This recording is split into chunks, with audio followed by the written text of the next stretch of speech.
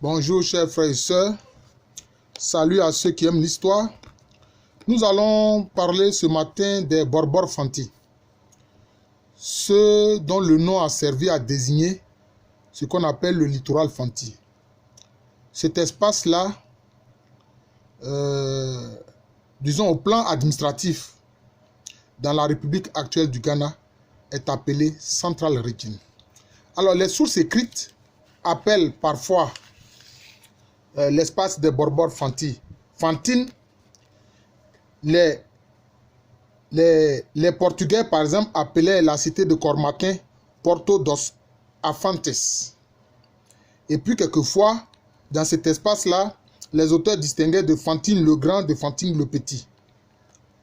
Alors, il faut dire que les traditions orales des Fanti disent qu'ils sont partis du Bono. Et la cité dont ils se souviennent souvent, c'est la cité de Tachiman. Et ils ont déferlé sur la côte. Il n'y a pas de doute, ils ont traversé ce qui a été l'espace Ashanti et ce qui a été l'espace Adansé. Voilà. Et leur nom Borbor Fanti, Borbor vient d'où? À mon avis, ça vient de Mbon Mbon. D'ailleurs, c'est ce qui a donné Bono. Donc, c'est Borbor Fanti, sa racine, c'est Bono. Mais ça vient de Mbon Mbon. Parce que, anciennement, certains ancêtres des Akans étaient appelés Kwabon. Bon, qui fait référence au fait qu'ils étaient des guerriers. Voilà, ils étaient des guerriers. Et disons qu'ils défèrent sur la côte, je pense, entre le 10e siècle et le 12e siècle. C'est d'ailleurs ce qui explique que certains Fanti, certains Etsi, qui vont venir dans ce qui va être le pays Ewotile, on se rend compte que les premières cases sur pilotis à travers les datations archéologiques datent du 12e siècle. Ça date du 12e siècle. Donc, ils vont déferler sur la côte.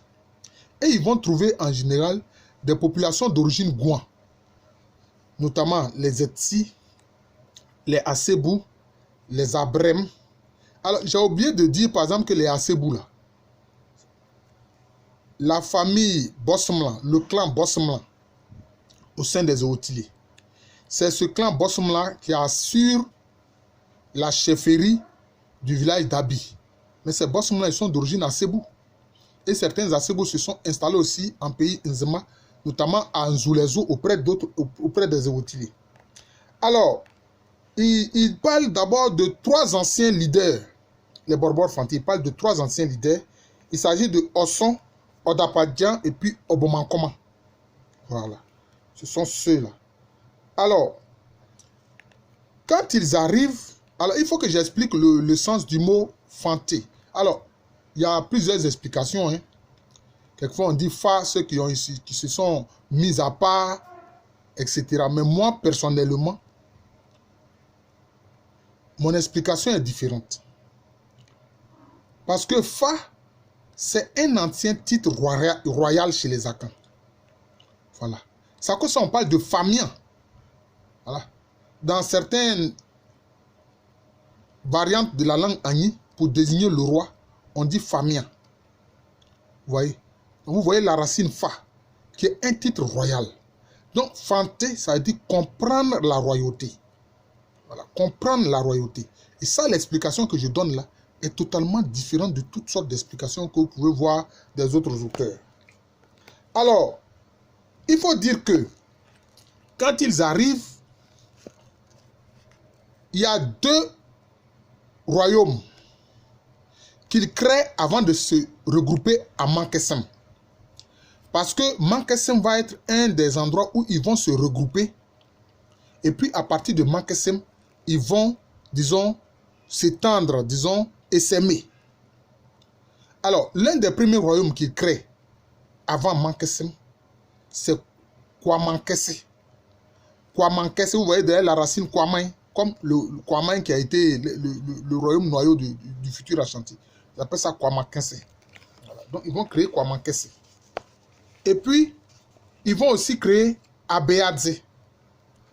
Maintenant, ils vont se regrouper à Mankesem. Mankesem, où il y aura, disons, un sanctuaire pour la vénération des ancêtres qui ont dirigé la migration, notamment Osson, Odapadian et puis Obomankoma. Et donc, ce sanctuaire des ancêtres est appelé Nananompo. Nananompo. Voilà. C'est-à-dire, disons, la sépulture des ancêtres. Voilà. La sépulture des ancêtres. Si bien que Mankesem va être un peu le lieu où tous les Borbor Fanti, disons, allaient se ressourcer au plan spirituel.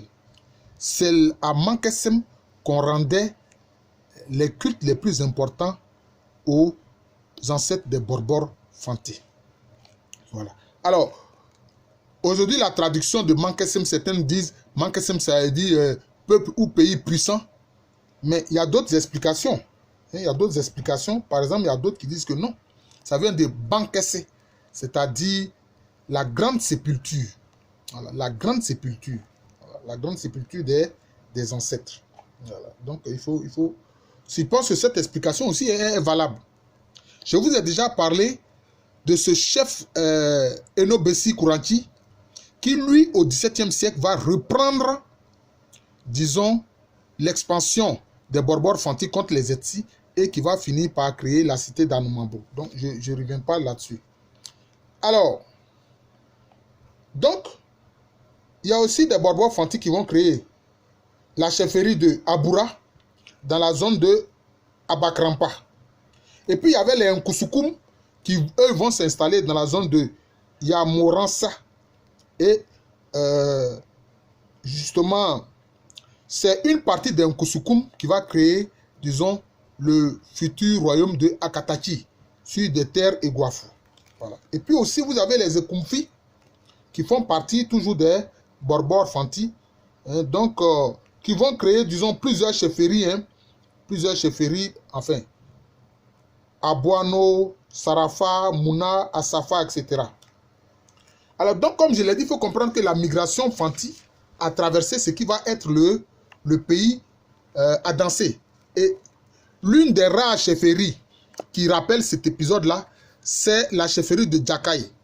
Et cela, disons, est rappelé par, disons, une pirogue. Voilà, une pirogue qui surmonte une canne. Voilà. C'est un objet, disons, des otiame ou des porte-cannes. Voilà. Donc, c'est important. Et puis, vous avez, par exemple, comme je l'ai dit, la chefferie de Kwamankese qui a pour, disons, capitale Ayeldo. Alors, qu'est-ce qu'on peut dire encore? J'ai parlé de la chefferie d'Abiassé. Oui, j'ai déjà parlé de la chefferie d'Abiassé. Maintenant, les chefferies qui se sont, disons, dispersées à partir de Mankesem, vous avez Nkousoukoum, mais vous avez aussi les trois chefferies Enyan. C'est-à-dire Enyan Enyan Abassa et puis Enyan Dankira. Mais il faut dire que Enyan même ou Enyan était au départ la zone où on avait le chef le plus important. Mais par la suite, on verra, n'est-ce pas, Enyan Abassa et puis Enyan Dankira, disons, se libérer et devenir autonome.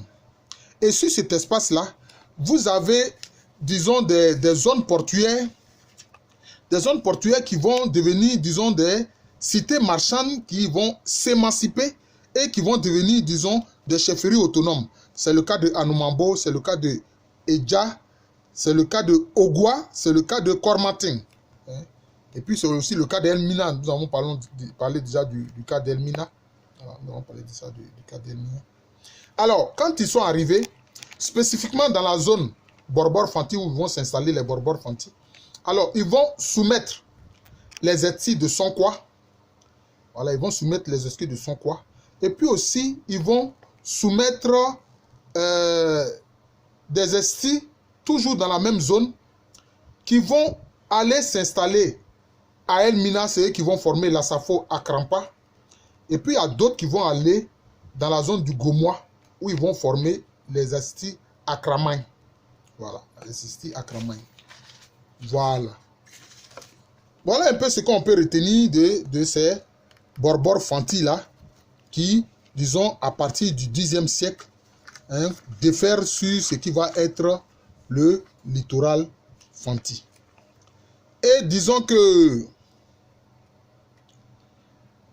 ils étaient très hostiles à El Mina, du fait que El Mina s'ouvrait trop aux Ashanti. Et très souvent, le pays Borbor Fanti a subi, n'est-ce pas, des incursions militaires des Ashanti. Parce que très souvent, même quand il y avait des royaumes qui se rebellaient contre l'autorité du roi des Ashanti, c'est sur le littoral Fanti qui venait trouver, disons, refuge. C'est sur le littoral Fanti qui venait trouver refuge. Voilà, donc, voilà ce qu'il faut retenir. Et donc, par la suite, il y a d'autres Borbor Fanti qui vont arriver, mais beaucoup plus tard, c'est au XVIIIe siècle. Nous ferons spécialement une vidéo sur eux. Ce sont les Borbor Fanti de Gomois. Voilà. Donc, voilà un peu ce qu'il faut retenir, principalement de ces Fanti-là qui viennent souvent du Bono. Mais on peut dire, mais qu'est-ce qui s'est passé au Bono pour que, entre le Xe et le XIIe siècle, ces populations-là diffèrent sur le littoral pour occuper ce qui va être l'espace du littoral Fanti. Mais c'est qu'il y a eu des troupes dans le Bono. Il y a eu des troupes dans le Bono. Très souvent, la tradition orale même du Bono n'en parle pas, mais il y a eu des troupes dans le Bono. Voilà. Des troupes de succession. Voilà, des troupes de succession. Et c'est ça qui a fait que ces populations-là, nombreuses, sont venues sur le littoral, se sont imposées aux Etsi et ont créé ces différentes chefferies, les chefferies de Nyamem, Nyambassa, Dankira, comment on appelle ça, Ekumfi, etc., Anomambo, Nkusukum, etc. C'est ce qui s'est passé. Voilà, c'est ce qui s'est passé. En fait, c'est ce qu'il faut retenir en général. Bon, il y a certains détails que je ne trouve pas important de donner. Mais il faut dire qu'en 1868, il va y avoir une guerre importante entre les populations d'El Mina et le reste des Fanti. Voilà, les populations d'El Mina et le reste des Fanti. Voilà. Je vous remercie. Je suis le professeur Alou Kwame René. Bon, il y a d'autres leaders, il y a d'autres leaders, mais les trois principaux ancêtres, c'est Osson, Otapandian et puis Obomankoma, dont les sépultures sont dans la zone appelée, disons dans le sanctuaire appelé Nananompon, voilà, à Mankesem. Voilà. Merci, je suis le professeur Alou Kwame René, professeur titulaire d'histoire à l'université Félix Houphouët-Boigny de Cocody, en Côte d'Ivoire, en Afrique de l'Ouest. Merci encore et bonne journée.